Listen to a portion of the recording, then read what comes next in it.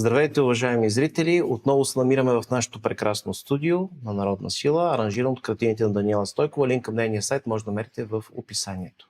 На гости ни е Николай Маринов, наш приятел, русофил. И с него ще поговорим за 9 май, за актуалните проблеми в Русия, за темата Русия, която е много важна за нашето българско общество. Нека да започнем обаче първо с темата Русия, как се представя в нашето общество. Вижте, идва ми на акъла една фраза на царя, бившия монарх, нашия на Борис, който казва, нали, че военните му германофили, народът русофилски, нали, за различните нагласи и настроения. Истината е, че всеки един български управник ще ви каже, че без добри отношения с Русия, без добри отношения с Турция, без добри отношения с Брюксел. Сега даже мога да добавя и Вашингтон, а може би даже Израел вместо Вашингтон. И България е доста трудно да плува, който и да е държавник в България, без значение това дали е Тодор Живков, Бойко Борисов, Симеон II, Сакско-Бургоцки. Въобще ли това, за което не веднъж сме говорили, дали си либерал, дали си комунист, дали си десен мисилев, тези баланси при всички положения трябва да можеш да ги правиш. И в този смисъл, естествено, мястото на Русия е ключово за България. Днеска дадох пример на един мой приятел, той нещо за туризма, той се занимава с хотели. Аз му дадох статистиката, че от миналата година имаме под 14 000 визи руски, а преди няколко години, преди санкциите, имаме 550 000 визи руски. Това е само туризма, ако кажем. Ами енергетиката, особено ядрената енергетика. Русия все пак е номер едно в ядрената енергетика. И това е много важно за нашите цени. Русия военно-технически е това, което е. Пък най-важното, с което ние с тебе се занимаваме последните няколко десетилетия, е историко-културното това е в основата цивилизационния модел. Него, примерно, нашето движение, преди няколко дена, буквално бях в Москва на 20 април, направихме конференция за априлското въстание 150 години, на 20 април точно.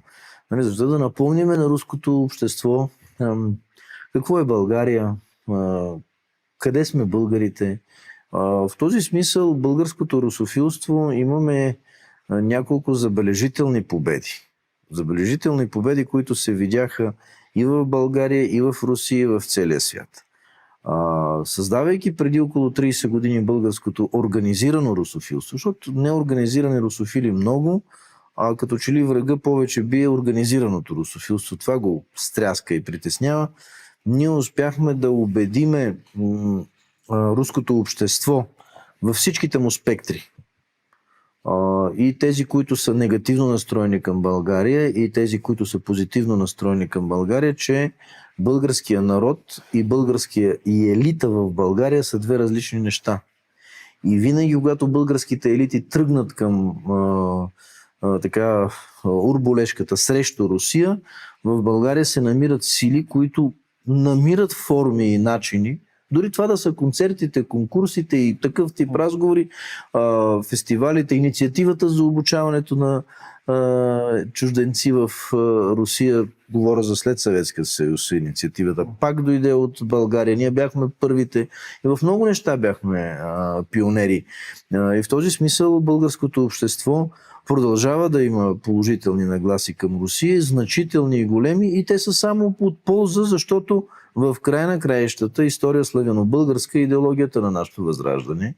И ние трябва да разбираме, че славянството, православието и тази автентична цивилизационна идентичност, която всеки един българин го прави българин, различен от всеки друг етнос, нали? Всеки друг народ, тя ще дойде като критична маса единствено и само от Русия. Така че ние основно на това поле работим и то е много благодатно и като че ли законите не успяват да се променят до такова фашизиране, за да бъдат забранени изложбите, конкурсите, фестивалите, концертите, съборите. Чрез тези форми успяваме да поддържаме народния дух и любовта към Русия. Знаете ли, аз тук ще ви споделя нещо, поне от опита в канала, който натрупахме всички културни събития. Сякаш българите днес пак очакваме дядо Иван да ни спаси. И от православна и цивилизационна гледна точка. Успоредно с това, любовта към Русия, както е казал капитан Петко Иванов, тя не може да се избие от българското сърце. И наистина, когато пуснем едно видео за Русия, че Русия побеждава, има някакви успехи на фронта, хората искрено се радват. Патриотизма в България минава пречупен през русофилството, през любовта към Русия.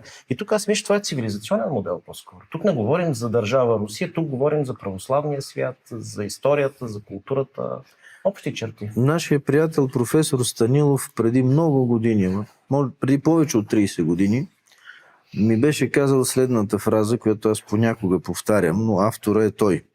Той казва: Николай, българският народ е конформист, той винаги върви с силния.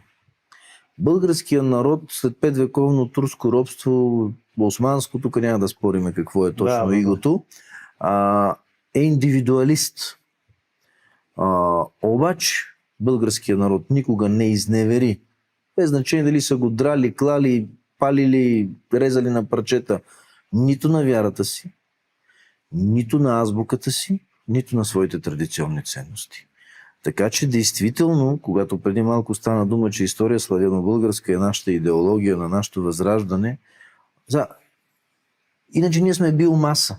Като ни вземеш езика, като ни вземеш вярата и ценностите и разбирането, с какво се отличаваме ние от албанеца или от който и да е друг, от турчина или от малиеца, анголеца, венецуелеца или всеки. Значи ние все пак, това за което ти току-що спомена, цивилизационно, ние сме част от тази цивилизация, една съществена част. И ядрото на тази цивилизация, ние сме и в центъра на Балканите. А и Русия го признава нещо другото. Това трябва да се отбележим. По-голямата част от Русия го признава.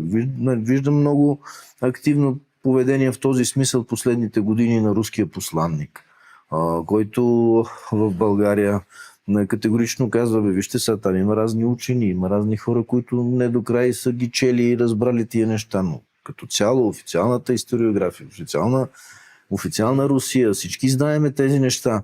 Спомняме си изказването на Румен Радев в 18-та година на Петербургски икономически форум, където той обясни всичко това, че това от българските земи е дошло, че това е направено с парите на българския цар и българската държава е направила кирилицата. Разликата между глаголицата и кирилицата.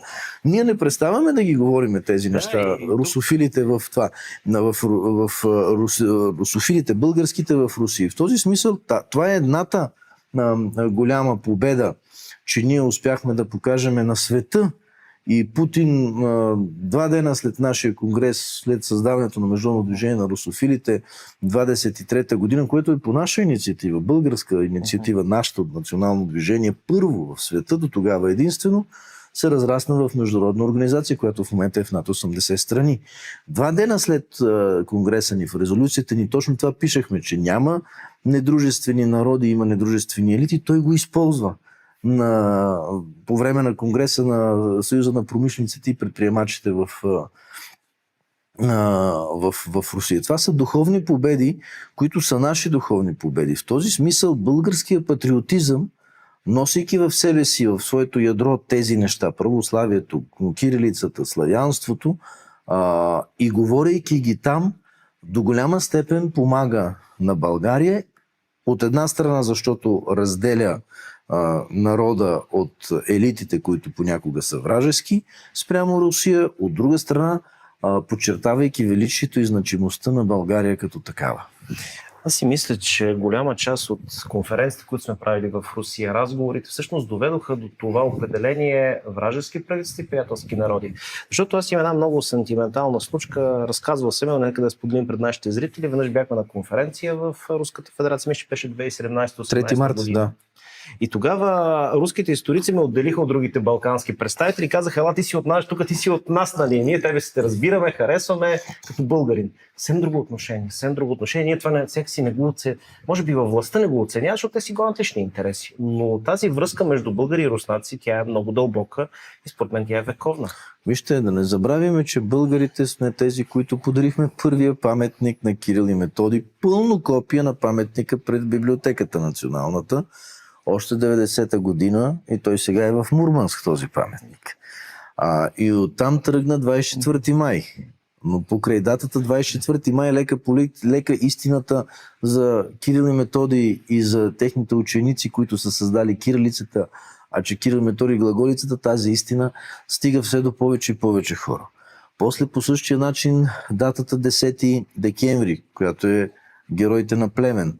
Славянския площад, който е в центъра на Москва, от едната страна му е Лубянка, от другата страна е Китай город, една древна част на Москва, а от третата страна е администрация на президента. Тоест администрация на президента излиза и какво вижда? Паметника на Кирил и Методий и героите на Плевен. И това е славянския площад в пъпа на Москва. Да. И тези неща ние ги използваме, естествено, правиме ги тези кръгли годишни. Страхотна работа ни върши Самарското знаме, да не влизам в детайли. Аз помня как, когато идваха руски делегации на Копринка, когато сме се организирали, основно въпросите бяха от тези руски сенатори, политици за Киприян, за Олга и за патриарх Евтим. Те питаха за тези неща, тя ги вълнуваха. Не нашите дребни сделки тук и слагачества и интриги, а по-скоро ги интересуваха точно тези неща, защото те са в основата на тяхната доктрина, национална доктрина.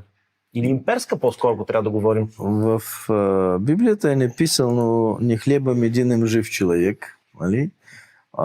И в нашата цивилизация и в руската душа винаги ще има място първо за тези духовни измерения, нали, които са ирационални, и чак след това за всичко рационално. Ще цитирам Андрей Пантев, който казва, че руско-турската освободителна война, нека да оставиме темата с това кой какви корисни цели преследвал или не преследвал, е войната с най-много доброволци през 19 век. Емоционална война. Да. Значи хората пеша са идвали от Сибир и от Урал с месеци, за да могат да се запишат доброволци, да дойдат да се борят, за да помогнат на своите братя. Наскоро някой се опита да нападне на министъра на отбраната Милютин, който бил против тази война. Ама това са хора, историци, колеги или лъжеисторици, които не са чели доклада на Милютин. Защото доклада накрая завършва: каквото и да ви казвам в военно-техническо и тилово осигуряване на войната, колко сме зле и как на англичаните помагат на Турция. Ако ние не обявиме тази война, ние ще загубиме доверието на народа, ние ще загубиме доверието на руското офицерство в нашата държава, защото ние водиме войни за духа, ние водиме справедливо войни. Този народ трябва да бъде освободен. В този ред на мисли не мога да не попитам и за граф Игнатиев и за това как много често русофилството има проблеми, защото аз поне съм сигурен, че мъчил си се много пъти да представиш това, което си видял в Русия емоционално, да го споделиш пред българската публика. Но някой път може би не разбират това, което споделяш, което искаш да кажеш, но важно е първо за граф Игнатиев и после какво искаш да кажеш на българите, защото ти имаш пряк досег и от другата страна. Аз ще цитирам, ние преиздадохме писмата на граф Игнатиев до жена му преди 15 или 20 години, не знам, трябва да намеря някъде ми остане един екземпляр.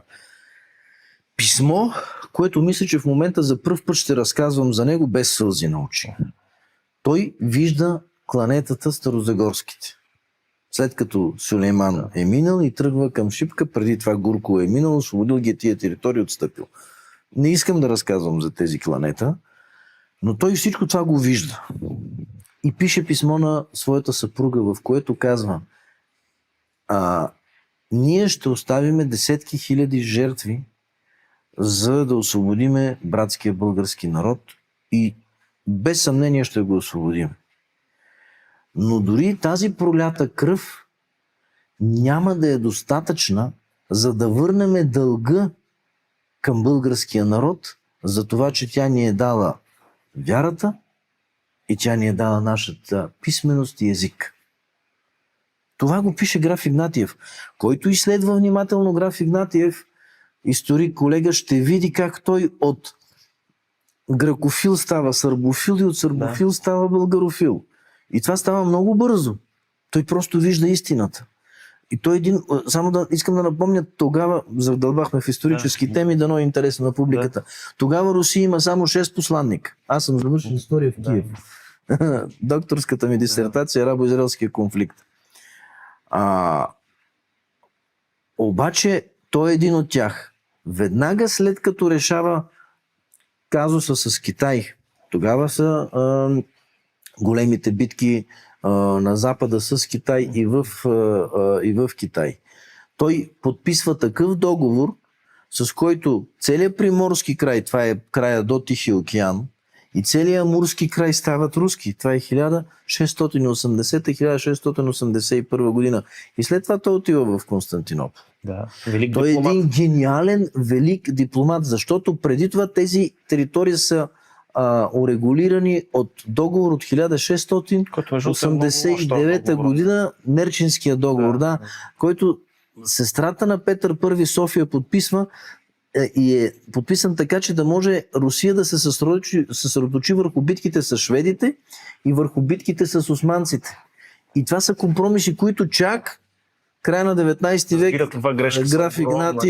Граф Игнатиев успява да коригира, но те тогава не са могли да го правят, защото там е от тези краища и тогавашната управляваща династия Мин. Нали? И там има много сложни неща, но той е велик дипломат. И ще завърша с Граф Игнатиев. Той е автора на Сан-Стефанския договор. Той е автора на България на три морета, който се бори да има голяма славянска православна държава. И това да е България. Защо България? Забележете къде са основните конфликти и в момента в света. Там, където е ядрото на една или друга територия. България е ядрото на Балканския полуостров. Иран е ядрото на Евразия. Хартланда, както казваме, ние геополитици. Разбираш ли? Защото все пак... разбира се, не на теб, аз на публиката го сям. Защото геополитиката е история, но и география.